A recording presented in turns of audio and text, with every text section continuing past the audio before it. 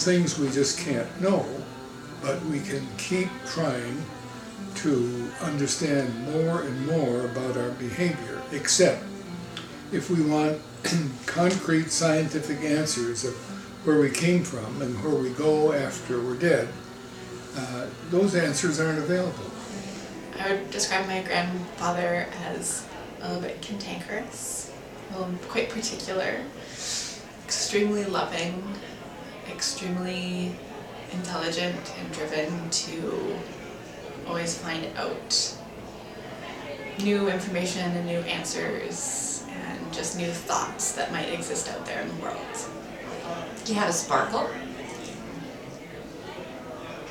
behind a grave manner, and they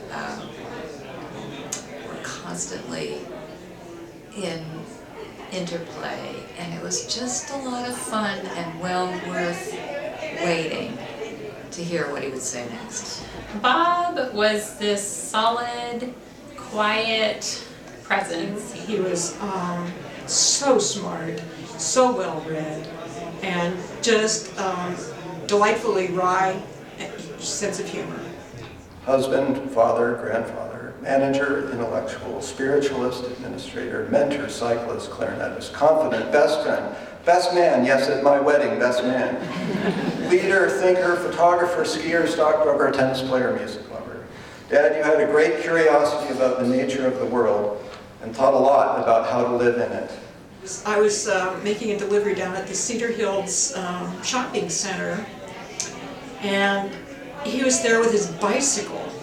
He was in his early to mid 80s. When he hit 60 and I was 40, I said, well, Bob, what's it like?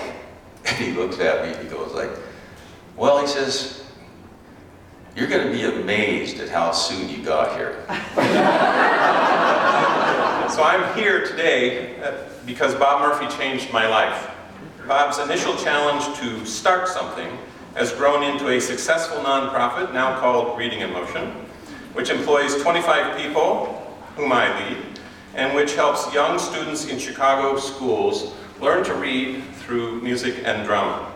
He was a hard-working problem solver and challenged himself to constantly improve. As a result, he captured a wisdom and a spark that was special. He was a fierce scholar. And by fierce, I mean, you have no idea. I mean, they said he was, you know, he read the collected works of C.G. Jung, which is an enormous amount of work. But he got into dreams, and you know, some of us, you know, write our dreams down. Murphy had a card catalog system. The biggest problem that Robert Murphy pondered, and he was obsessed with this problem, was trying to resolve the meaning of our fleeting existence within the context of an infinite universe. He was fascinated and troubled. Indeed, what is the meaning of life? The answers of the day were just not good enough for him. Discovering the true nature of existence was a passion and an obsession.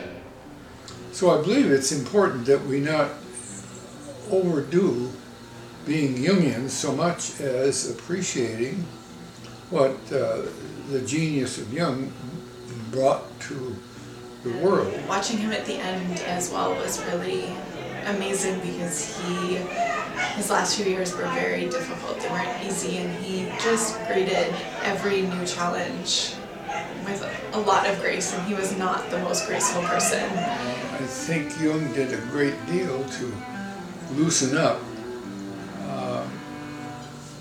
our fear of death.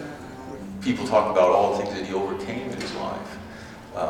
He did these things with enormous courage, and this is something that he leaves behind. For a man who was often thought quite pessimistic.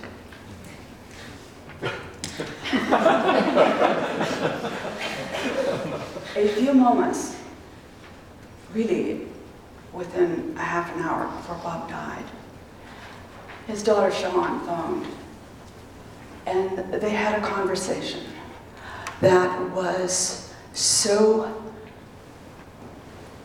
profound. And the thing that was incredibly unexpected is that at the end of the conversation, and I think he repeated it more than once, I'm feeling very optimistic. And I'm sitting there on the hospital bed. Wow, this is wonderful.